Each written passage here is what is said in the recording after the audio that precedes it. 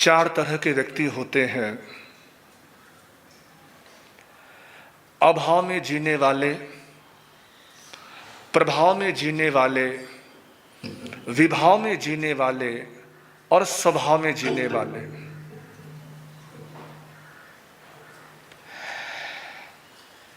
दुखी तीन तरह के लोग होते हैं, जो अभाव में जीते हैं, प्रभाव में जीते हैं, विभाव में जीते हैं।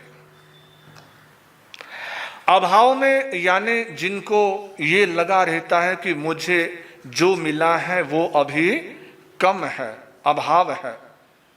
किसी तरह का मेरे जीवन में कुछ अभाव है, कमी है, अभी जो चाहिए वो मेरे पास नहीं है, जो मुझे प्राप्त करना है, मुझे हासिल करना है, और अभाव की वजह से वो दुखी होता है। दूसरे तरह के व्यक्ति वो होते हैं जो प्रभाव में जीते हैं, यानी दूसरों को देकर जीते हैं कि सामने वाले के पास ये है, पड़ोसी के पास ये है, और वो चीज मेरे पास भी होनी चाहिए, मुझे भी मिलनी चाहिए, मुझे भी वो प्राप्त करना है, मुझे भी किसी तरह से उस चीज को लेना है। और दूसरे के व्यक्ति के प्रभाव को देखकर वह स्वयं दुखी होता रहता है। और तीसरे तरह का व्यक्ति होता है विभाव में जीता है। विभाव यानी जो स्वभाव से उलट है। जो विभाव दशा में जीता है, जो विभाव दशा में जीता है वो भी दुखी रहता है।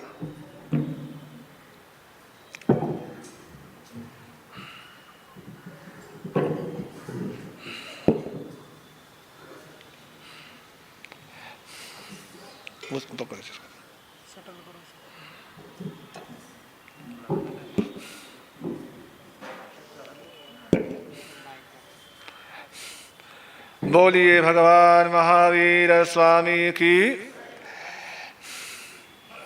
तो तीसरे तरह का व्यक्ति कौन? विभाव में जीता है, वो भी दुखी होता है।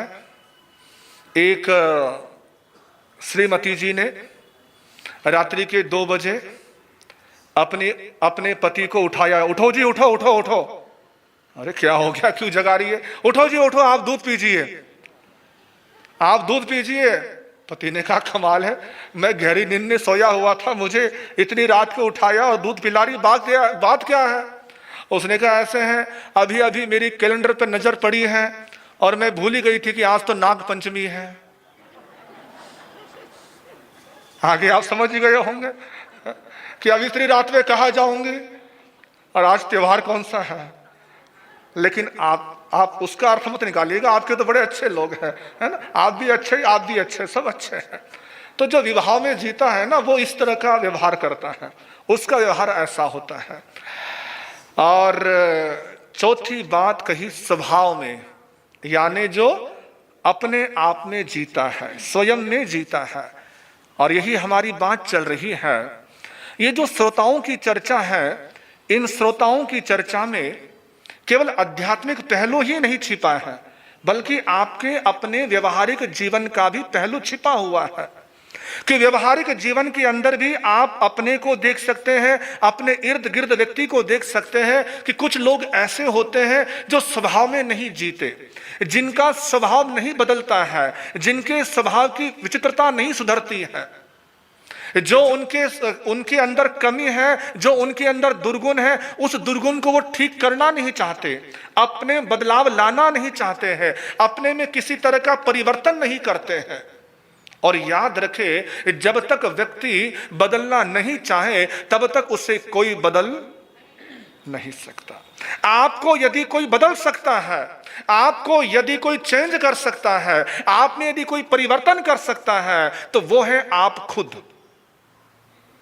आप खुद अपने आप में बदलाव कर सकते हैं, कोई और आप में बदलाव नहीं कर सकता है, कोई आपको बदल नहीं सकता है। अगर बदल सकते तो तीर्थंकर भी बदल लेते, लेकिन तीर्थंकर नहीं बदल पाए। तीर्थंकर महावीर के पास गौशालक भी आया था और गौतम भी आया था। गौतम अपने आप को बदलना चाहता था, इसीलिए वो बदल गए, और गौशालक अपने आप को बदलना नहीं चाहता था।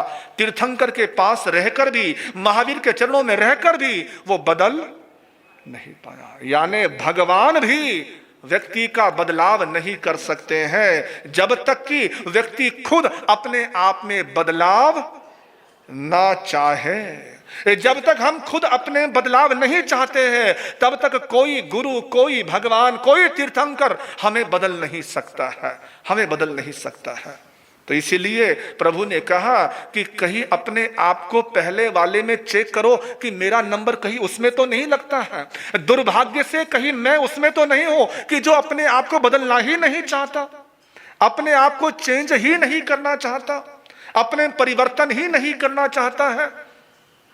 अपने बिना परिवर्तन के, अपने बिना बदलाव के अपने घर का माहौल कहीं उस व्यक्ति से डिस्टर्ब हो रहा हो, रिश्ते डिस्टर्ब हो रहे हो, उस व्यक्ति को चेक करना चाहिए कि मेरी वजह से मेरा परिवार डिस्टर्ब हो रहा है, मेरी वजह से मेरे रिश्ते कमजोर हो रहे हैं, तो मुझे अपने आप को बदलना होगा, मुझे अपने आप में चेंज लाना होगा। अन्यथा बस दरार ही दरार पड़ती जाएगी, विभाजन ही विभाजन होगा, टुकड़े ही टुकड़े होंगे, चाहे वो समाज हो, चाहे वो परिवार हो और चाहे वो धर्म का क्षेत्र हो।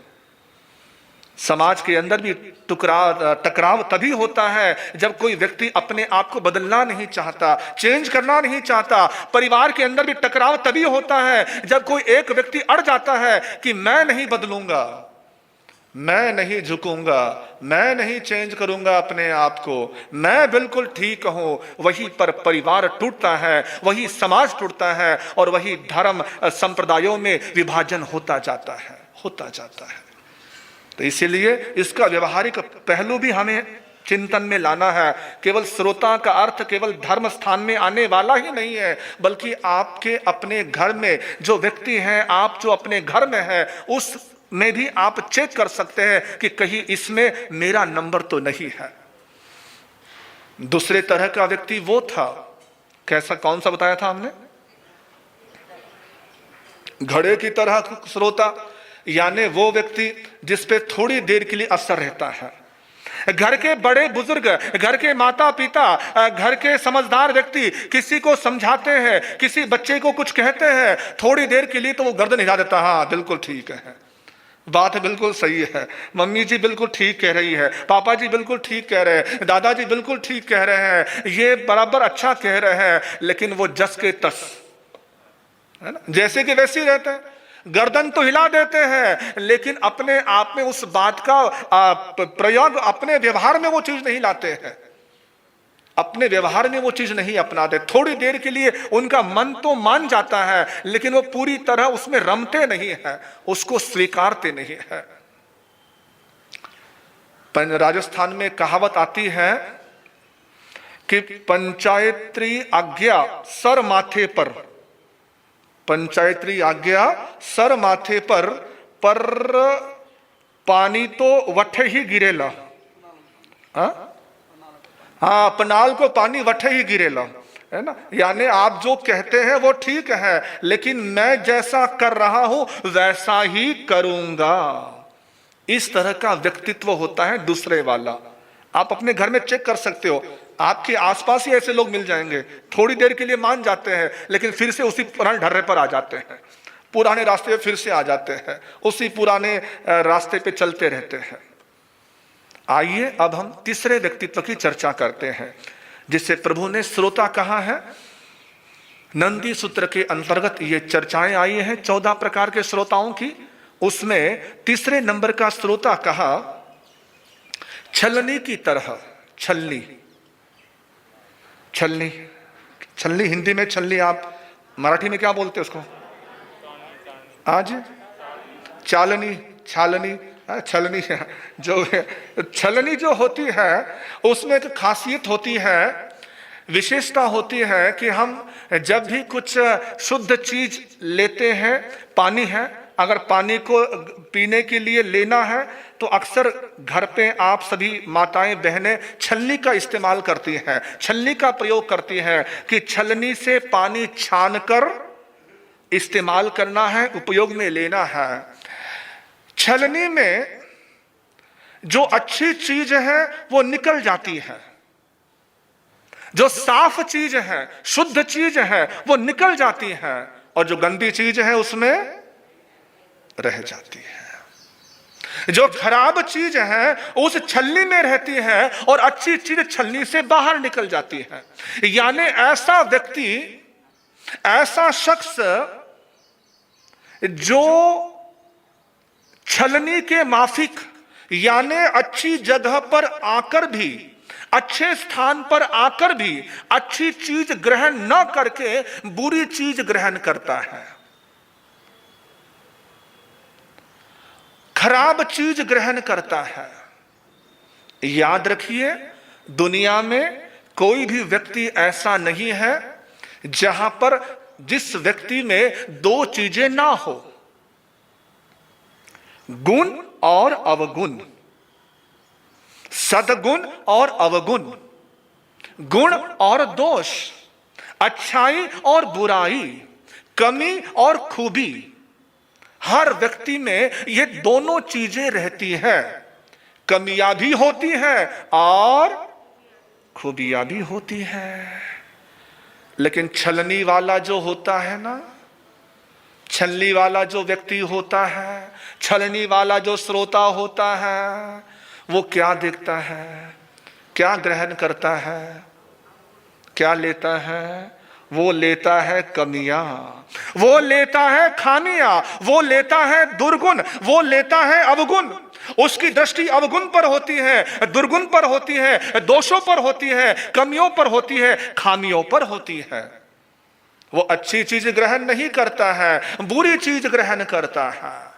चाहे वो स्थानक में भी आए ना, गुरुओं के पास भी आए ना, संतों के पास भी आए ना, यहां आकर भी वो कमी ही देखेगा। और एक बात आप जान लीजिए, समझ लीजिए कि जब तक छद्मस्त अवस्था है, जब तक केवल ज्ञान प्राप्त नहीं होता है, तब तक चाहे कोई भी क्यों ना हो, उसमें गुण भी होगा और अवगुण भी होगा, खामी भी होगी और खूबी भी होगी। भगवती सूत्र में परमात्मा महावीर से गौतम स्वामी पूछते हैं कि प्रभु, यदि कोई घोर क्रिया की पालना करता है, कठोर चर्या की पालना करता है, तो क्या उसको मोक्ष मिलेगा? परमात्मा कहते हैं नो इनट्ठे समट्ठे, यानी ये अर्थ समर्थ नहीं है, ये बात सही नहीं है। गौतम पूछते हैं कि प्रभु, यदि कोई महान ज्ञानी है, शास्त्रों का गहरा ज्ञाता है, गहन विद्वान है, क्या उसको मोक्ष मिलेगा?